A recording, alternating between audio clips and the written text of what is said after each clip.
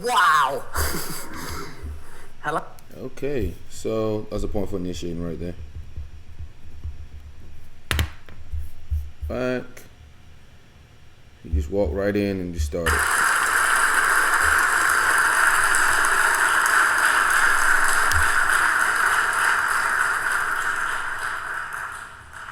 Wow. Hello. Thank you so much for joining us. Thank you very Great much. To have you. I feel so much vindication I wrote in the book. You guys didn't let me in. So I'm putting down 2 points for initiating already. Like he said hello to her, blah, blah, blah. I guess she's supposed to be the interviewer, and he's all over her already. As a student, and so coming back here to talk is so wonderful. So thank you very much for having me. Well, thank you for coming. We'll start just straight in at the beginning. Let's go. You began your YouTube career with Street Smart. Yes. How did the idea for Street Smart begin? So for Street Smart was a man on the streets interview series that I did whilst at Newcastle University. And the idea was not a new one. It's been around for a long, long time. Just basically camera, microphone, let's chat to people. I got the idea because I was at Newcastle University and I was doing some radio stuff at the time. I was interested in presenting and I wanted to get into the world of TV or video, and I had no idea how to do that. But there was a series called Big Market Banter that the university ran, that they basically were talking to people on nights out. So like the Newcastle equivalent of Shark Tales that I don't know whether is still running here. And I applied to be a presenter on that, and they said no. It was like, we've already got the presenters. Well, I thought, well, there's nothing stopping me from doing my own thing. So I didn't have any experience in how to edit, how to make videos or anything like that. So I just kind of set myself a goal in Freshers Week of 2017. I set myself a goal. I said, right, you've got 5 days here where you can have loads of students on nights out. Just go out, make as many videos as you can and post one every single day. And so you could say that that's systematic and outcome there. If you listen to him, he has a goal. I said, right, you've got 5 days here where you can have loads of students on nights out. Just go out, make as many videos as you can and post one every single day. There's a system from and there, outcome. It just kind of grew because people would watch them. I put them on Facebook and thought, that was quite funny. You're going to make any more? And I just kept making them and just basically didn't stop until I left university. And now you've done them at COVID protests and all over the country. Yeah. How has the format, like you said, is a classic one, but how has Street Smart evolved as you've sort of done them for year on year? It hasn't really. I think mainly, maybe, if there's anything, if it's a big video or a big Street Smart I'll do, I might think of, this is very rarely, but I might think of jokes that I will set up with a question. But 99% of the video is just purely off the cuff. I'll come up with a set of maybe 7 or 8 questions and ask all of them. Any interaction that I get that I think is funny, I'll just keep in.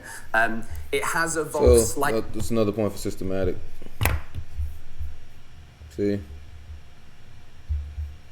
How has Street Smart evolved as you've sort of done them for year on year? It hasn't really. I think mainly, maybe, if there's anything, if it's a big video or a big Street Smart I'll do, I might think of, this is very rarely, but I might think of jokes that I will set up with a question. But 99% of the video is just purely off the cuff. I'll come up with a set of maybe 7 or 8 questions and ask all of them. Any interaction that I get that I think is funny, I'll just keep in. It has evolved there slightly. was systematic. So right now we got points for initiating and systematic. Like I had series within the series of Street Smart.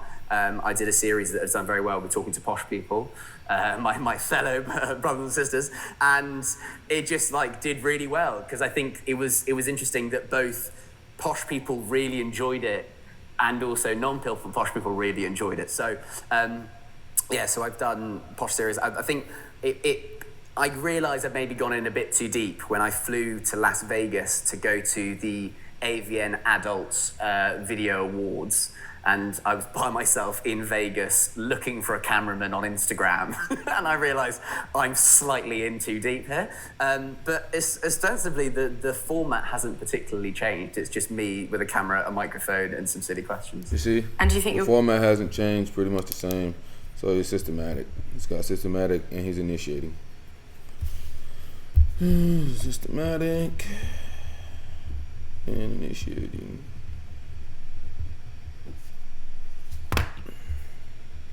Carry on with Street Smart for the foreseeable let's future. say what Leanne said. Let's say. She says, damn, Leanne, you be jumping so quick. He looks INTP, but could be ESFJ. Yeah, definitely initiating. Sounds concrete. ESFJ is my guess. He seems affiliative. No. Affiliative, ENTP. Is he pragmatic? We don't know yet, Leanne. Let me see. So, initiating, systematic. So we're actually down to 4 types right now. 4 types being the NTs, the initiating NTs, and the initiating SJs. Okay, that's what we're down to. I think I will always make street smart videos, whether they will be what I make just purely, definitely not. Okay, so he's projecting himself into the future there. So that's a point for abstraction. But ostensibly, the format hasn't particularly changed. It's just me with a camera, a microphone, and some silly questions. And do you think you'll carry on with Street Smart for the foreseeable future? I think I will always make street smart videos, whether they will be what I make just purely, definitely not. And unfortunately, I've had a few people who've come say hello today when I've been in Oxford, and the question is also always, are you making a video today? I'm nearly 27, and I can't still be that guy who's hanging outside of nightclubs at university towns. Like, it's not a good look. So I'm slowly kind of putting the. So right there, that's TE. He cares what other people think about him. So one for TE. Go back. I don't think an ENTP would give a fuck what people think. Carry on with Street Smart for the foreseeable future. I think I will always make street smart videos, whether they will be what I make just purely, definitely not. And unfortunately, I've had a few people who've come say hello today when I've been in Oxford, and the question is also always, are you making a video today? I'm nearly 27, and I can't still be that guy who's hanging outside of nightclubs at university towns. Like, it's not a good look. So I'm slowly kind of putting the university street smarts to bed. I think I will always be making man on the street videos because it's a format that is slightly eternal and will always be enjoyable, and to me, for me to make as well. But if I had to make the same one every single week, I think I would probably get burnt out and lose interest quite quickly. What do you look for in a good spot? Flow of people. That's the only thing. So it's purely a numbers game, because I have this. If anybody here has ever been interviewed, it's clearly a numbers game. Yeah, these guys. All right, so systematic initiations off the board. We're getting a lot of TEFI. Get some TEFI here. Me, you always have the same thing. It's, hiya, can I go for 2 minutes of your time for a chat? That's the same thing I say every single time. 99% of the time, so no, until eventually someone says yes. So that's mainly what I look for. Maybe the people that are going to be there. I'm also thinking about the title, and like putting Oxford or Cambridge into a YouTube title always I found did very, very well. So good news for us. He's figuring out what does well. So he said like putting Oxford in there always does well. You could say that's pragmatic. Great news for you guys. So I would know when some street smart would perform better than others. When I went to this anti-vax rally in London, I knew it would perform well. But mainly it's just great. Are there people I can talk to about a certain topic? Let's get going. And you've since moved into sort of more, I suppose, novelty videos. Everything from buying a roundabout to hiring a private investigator to follow you. Yeah. What motivated that switch away from your man on the street comedy to... COVID, because I suddenly was a guy who was making content that required social settings, and the banning of social settings was quite tricky. And it was probably a blessing. It was the best thing that could have happened, because otherwise, I don't know, without COVID, I might still be making street smart videos, and that wouldn't have provided any longevity at all. And on YouTube, you just have to constantly keep evolving or you die. And someone made a really good point, and this isn't just necessary to YouTube, but just generally in life. As people, we are more likely we would like to see something fail through inaction rather than us making an active decision. So I see a lot of YouTube channels who will keep doing the same thing, even though they're seeing that the views are going down, it's not working. So he's talking about what he's seeing and then what he's doing. That's SENI. Ooh, looking like he's the ENTJ. But they're happier to just let that happen than to try something new. And COVID essentially forced my hand in trying something new. And I did a series a really silly series. I did a series where I looked for a woman in a stock photo that I had in my flat. And then like 6 to 8 weeks later, this absolute like mammoth journey, I got the answer. And for some reason it resonated really, really well. And so that opened the door to story-based videos and stuff that wasn't just sticking a microphone in someone's face and just trying to get them to say something silly. And when you're thinking of those videos, what do you look for inspiration? I think people often worry about trying to reinvent the wheel when it comes to YouTube. So he's talking about what other people think. Another point for TEFI. So we got 3 points for TEFI. It's got systematically initiating. This guy's looking like an ENTJ. Isn't just creative ideas in general. People like things that they've kind of already seen. And so a lot of the time, YouTubers will sit there, if you're starting YouTube, like, oh, how do I come up with a format that's going to change the game in YouTube? You don't need to do that. You need to take something that is an existing idea and just either like film it or just tweak it slightly. That's abstract as well. You take an existing idea. He's talking about, conceptual things. Contextual. Mentioned now, I became the first YouTuber to buy my own roundabout. Really silly title, and I got that idea because I was driving round a roundabout that said this has been sponsored by John's Plumbing Solutions, and I thought I want my name on that plaque, and just discovered the process in which that happens, and so I bought a SINE again. Driving around, I saw this, decided to do that. I want my name on the plaque, so yeah. Roundabout. So the inspiration process is mainly things that already exist. How can I adapt them? Like I recently did a video where I broke into the International Security Expo because I knew that break-in videos are very popular on YouTube. Okay, so he's talking about breaking in something. That's pragmatic. Go back. This guy's looking like an ENTJ, man. John's Plumbing Solutions, and I thought I want my name on that plaque, and just discovered the process in which that happens, and so I bought a roundabout. So the inspiration process is mainly things that already exist. How can I adapt them? Like I recently did a video where I broke into the International Security Expo because I knew that break-in videos are very popular on YouTube. I thought I knew break-in videos would do good. Pragmatic. How can I make it quite silly? Oh, the security convention, that would be really funny if I broke into the International Security Convention. So that's what I did. So yeah, it's about taking things that already exist and tweaking them slightly. And also just things I see in my day-to-day life. I'm always asking, can I film this? Can I film this? Can I film this? And how much of your videos are sort of, I guess, an excuse to try out new things that you wanted to do anyway? And how much of it is just sort of thinking about what will make the viewers laugh?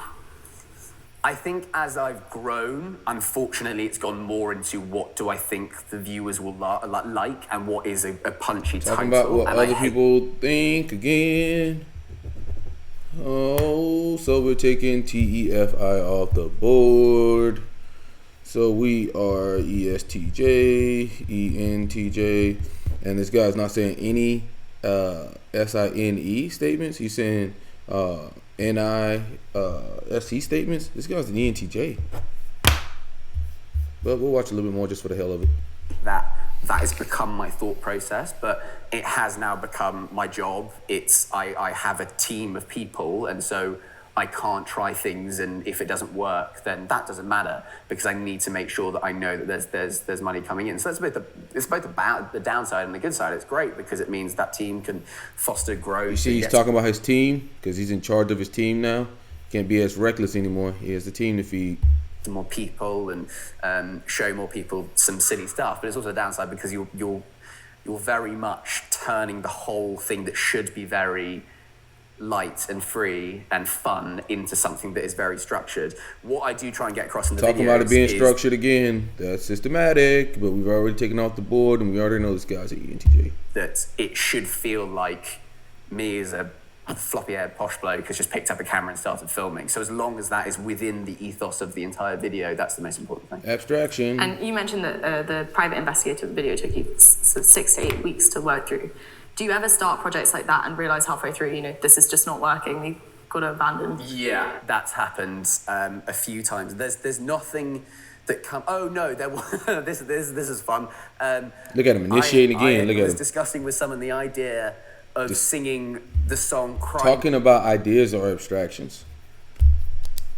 See that? This guy is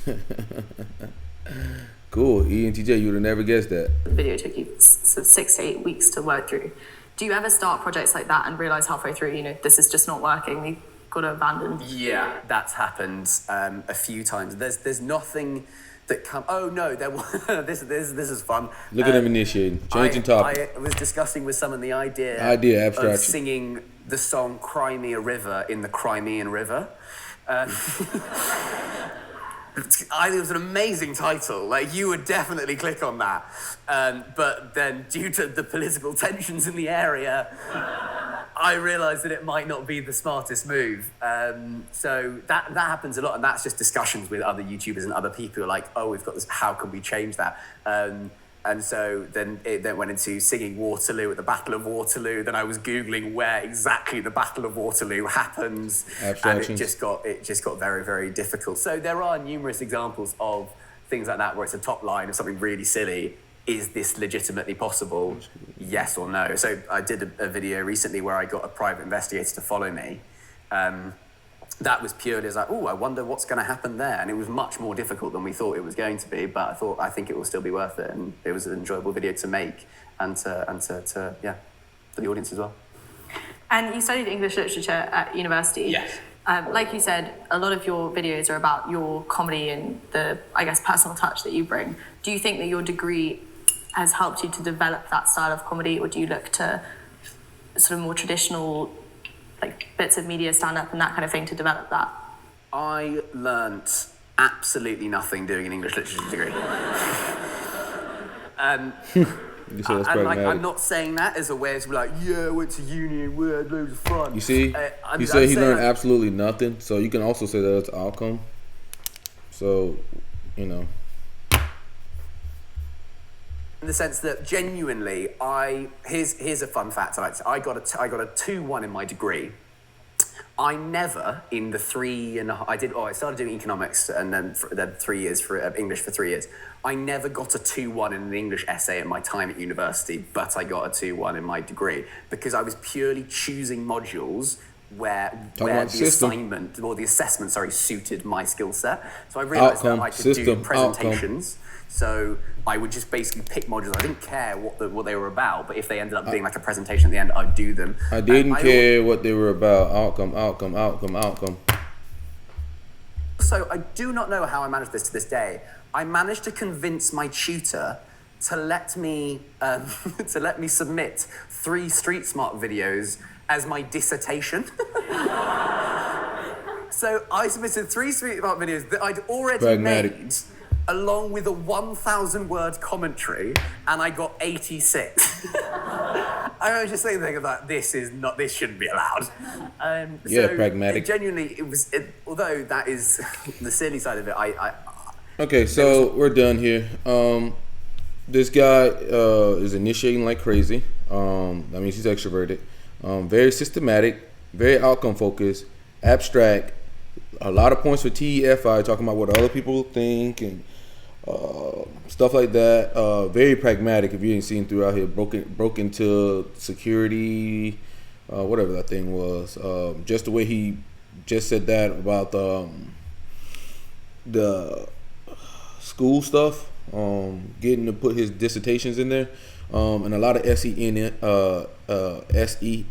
statements from him. So Matt Fosh is a ENTJ, and we're done here.